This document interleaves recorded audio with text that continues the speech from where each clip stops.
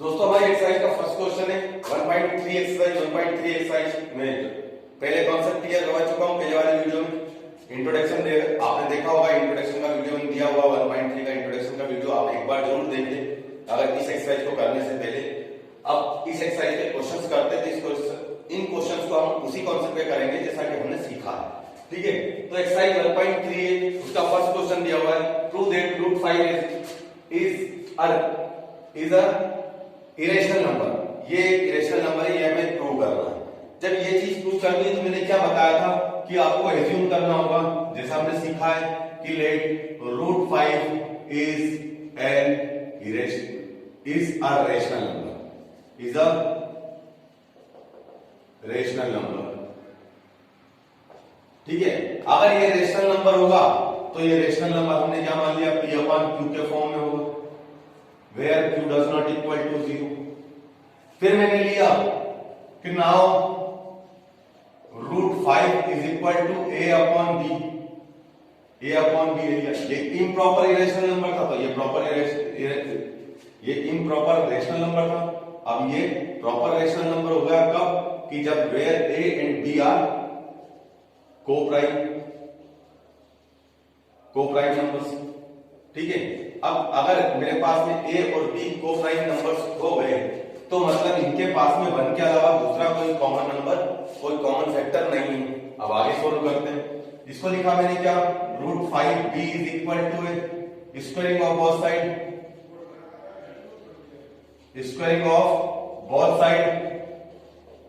अब both side का square किया तो आपने क्या किया, रूट 5b का whole square is equal to a square. तो ये क्या आया, 5b square is equal to a square. तो आप क्या लिखोगे, तो यहां पे लिखोगे आप कि if 5 divide a square then 5 divide a also, so 5 is the factor of a मतलब a का फैक्टर एक हो गया ना 5। जो नंबर किसी को डिवाइड करेगा, किसी नंबर को डिवाइड करेगा तो जिसको डिवाइड कर रहा उसका फैक्टर भी वो हो जाएगा जो डिवाइड कर रहा, ठीक है। तो ये 5 मेरे पास में फैक्टर हो गया, ये हमने पढ़ा था, मैंने इसका कॉन्सेप्ट बताया था, ठीक है ना। चाहो तो आप 1.3 का मैंने बताया ना इंट्रोडक्शन, एक बार जरूर देख लेना ताकि आप लोग, मैंने जो काफी डिटेल में बताया हुआ है चीज, काफी एक पॉइंट्स के बारे में मैंने वहां पे बात करी हुई, ठीक है। वैसे तो वीडियो लेंथी होता जाएगा अपना, अगर मैं हर वीडियो के अंदर सारी चीजें बताता जाऊंगा जो रिपीट कर दी है, उन वीडियोस के अंदर आप देख के उनको समझ सकते हैं। तो 5 divide a square then 5 divide a, तो now a is equal to, मैंने क्या ले लिया 5c। अगर a इज इक्वल टू 5 से ले लिया तो ये मेरे पास में एक इक्वेशन हो गई थी। Now put the value of a in equation 1। Now put the value of a in equation 1।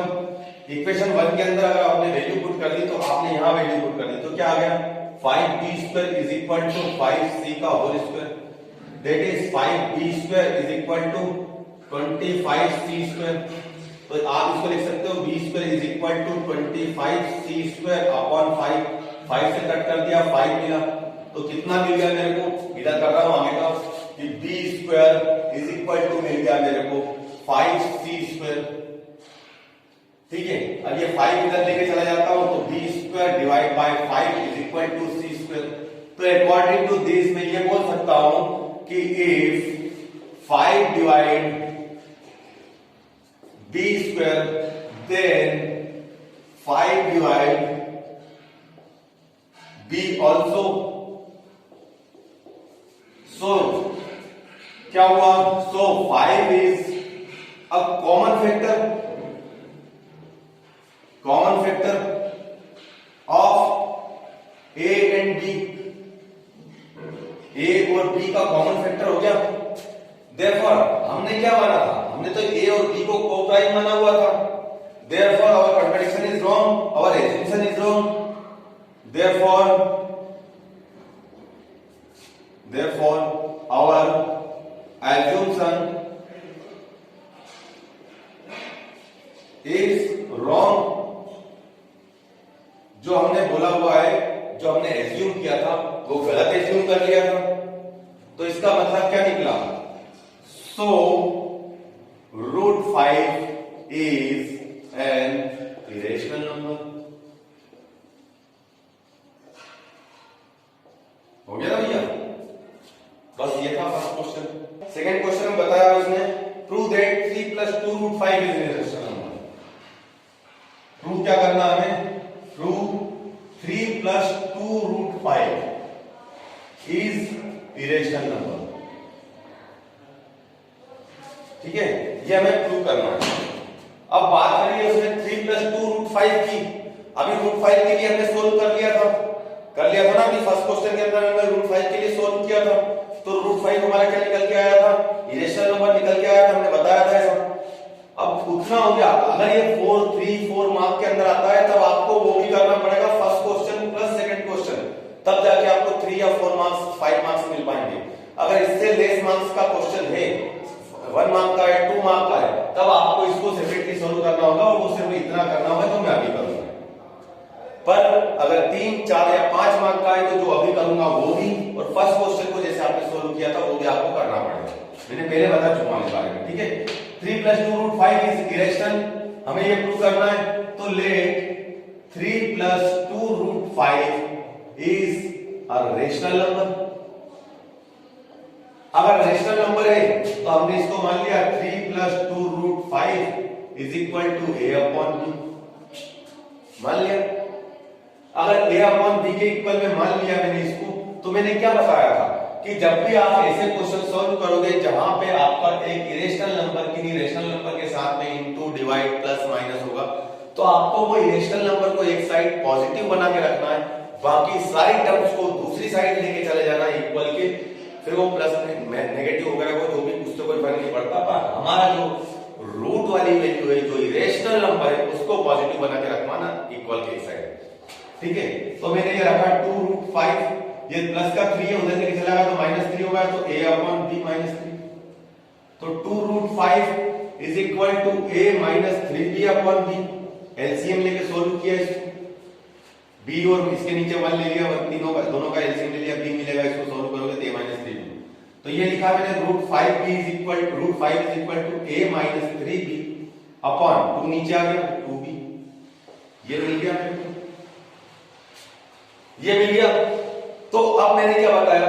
अब मैं यही बोलूंगा कि we know very well that √5 is an irrational number. We know very well that, क्योंकि थोड़ी देर पहले प्रूव किया था, we know very well that √5 is irrational number. So a - 3b upon 2b is also an irrational number. Therefore a, ये जो भी अपने पास में लिखा हुआ कि 3 + 2√5 is an irrational number. Clear है? कल से मैंने बताया था इसके पहले जब हमने क्वेश्चंस वगैरह किए थे उसके अंदर, तो उस कॉन्सेप्ट में समझना कि क्यों ऐसा होता है। क्योंकि मेरे पास में a, b जो भी है, आपने इसको इरेशनल नंबर बताया तो ये भी मेरे पास में इरेशनल होगा, पर यहाँ पे तो 3 और 2 तो मेरे को क्लियरली दिखाई दे रहे हैं कि ये तो रेशनल है, मतलब a b में से इरेशनल है, a b में से इरेशनल है, तो मतलब कि ये इरेशनल नंबर, ये इरेशनल नंबर, ये इरेशनल नंबर होगा ना। ठीक है, वो चीज बताइए। ये सेकंड क्वेश्चन आपका कंप्लीट हुआ। Third question, fourth question, third question है, 3 ही क्वेश्चन इसके अंदर। थर्ड क्वेश्चन के अंदर उसने 3 क्वेश्चन दिए हुए, थर्ड के 3 दिए हुए। फर्स्ट वाला दिया हुआ 1/√2, सेकंड वाला दिया हुआ है आपके पास में 7√5 और थर्ड वाला दिया हुआ है आपके पास में 6 + 2√2। तो आपको करना क्या है, इनको भी सेपरेटली सोल्व करोगे तो आप a/b लोगे, तो ये हो जाएगा √2 इज इक्वल टू b/a। इसको रिवर्स कर दिया तो ये भी रिवर्स हो जाएगा, √2 इज इक्वल टू b/a, तो आपका b/a के थ्रू आप सोल्व कर दोगे। ठीक है, मैंने क्या बताया हुआ है कि सिर्फ वो नंबर आपके पास में जो इरेशनल है उसको एक साइड बचाना है, बाकी दूसरे नंबर्स को दूसरी साइड लेके चले जाओ, वो बस पॉजिटिव होना चाहिए। इधर √5 को बचाओगे a/b इज इक्वल टू लिखोगे, अगर √5 को बचाओगे तो मेरे पास में a/7b हो जाएगा। बस अब ये इरेशनल नंबर रहेगा, ये इरेशनल नंबर, ये इरेशनल नंबर है, ये इरेशनल, ये भी इरेशनल हो जाएगा। इधर क्या करोगे, इधर भी a/b, तो √2 इज इक्वल टू क्या आ जाएगा, a/b - 6 हो जाएगा ना। तो ये सिंपल है, यहाँ पे आपकी 1.3 एक्सरसाइज कंप्लीट होती है। ठीक है, 1.3। हाँ, अगर आपको किसी क्वेश्चन में या कोई भी एक पर्टिकुलर डाउट है कि सर ये स्टेप्स मेरे को समझ में नहीं आई या आपने जो बताया इसके अंदर ये चीज समझ नहीं है, तो आप मेरे को कमेंट्स में बताएं। मैं कमेंट्स में आप बताओगे तो मैं आपको क्लियर कर दूंगा ये चीज, ठीक है। जो भी आपका डाउट रहेगा वो सारा डाउट मैं पक्का क्लियर करूंगा, आपको पक्का सोल्यूशन मिलेगा उसका। तो आप कमेंट्स के अंदर जो भी आपको डाउट्स वगैरह होते उन पे आप लिखो, या मैं पर्सनल मेरा व्हाट्सएप नंबर दे दूंगा, ऐसा व्हाट्सएप नंबर जिसपे मैं सिर्फ आपके क्वेश्चंस वगैरह आप लोग जो जुड़े हैं उन्हीं के क्वेश्चंस वगैरह के जवाब दे सकूं, तो मैं वहां पे आपको क्वेश्चंस वगैरह के जवाब दे दूंगा, ठीक है। तो ये 1.3 आपकी एक्सरसाइज खत्म हुई। 1.3 के बाद हम 1.4 के लिए बढ़ेंगे, तो पहले उसके लिए इंट्रो के लिए देखेंगे, ठीक है दोस्तों। तो प्लीज चैनल सब्सक्राइब जरूर करें।